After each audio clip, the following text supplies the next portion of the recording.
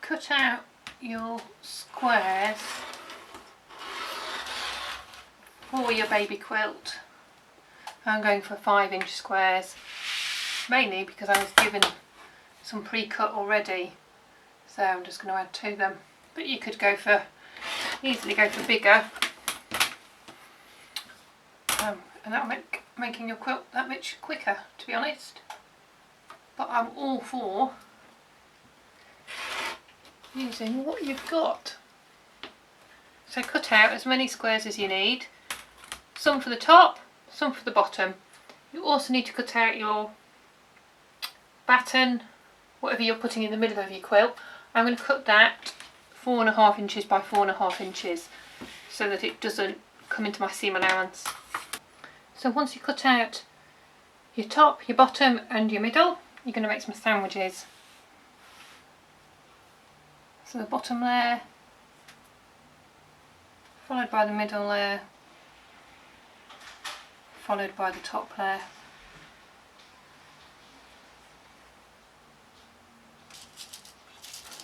Pin. And what you're going to do is sew across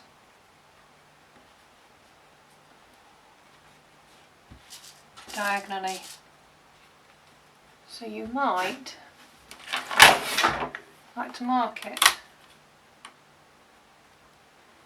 To be honest, I'm not sure anyone's going to notice whether you've got a straight diagonal line when the quilt's finished. But I appreciate people are a lot more perfectionist than myself. So, make up your sandwiches, then stitch them together. So once you've made all your squares, you need to arrange them into a pretty pattern for your quilt. So I'm just going to do this very randomly, lay them out in different directions. I'm not going to worry about my patterns being the same way up. I'm just going to go for it.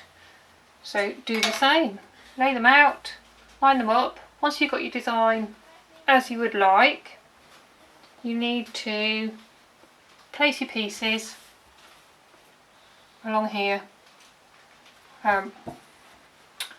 wrong sides together, and sew your seam and create your line.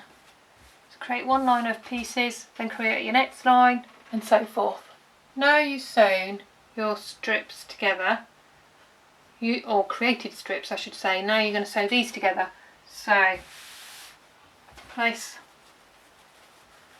them on top of each other, wrong sides together, and stitch all the way down the same seam allowance. This is going to be the bit that you snip into to create the rag effect. So do this for all your quilt and then we'll snip in.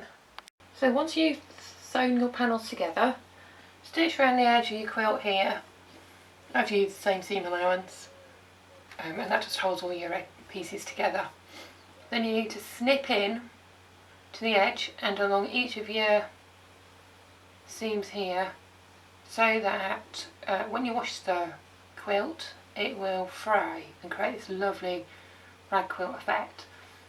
It's ever so easy to snip, although a little bit wearing on the hands. So let me just quickly show you that. This is one I haven't done. As you can see at the seams I've pressed them open.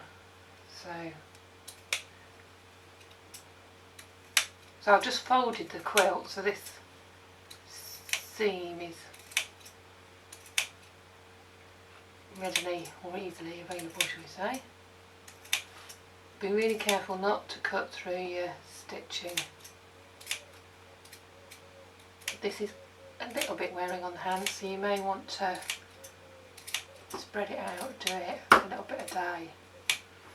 So snip in all the way along for every seam, and then all you have to do is wash your quilt. It'll be amazing, the difference. The more you wash it, the more it'll fray and give that sort of ragged look. It's super easy to make, it's just a little time consuming.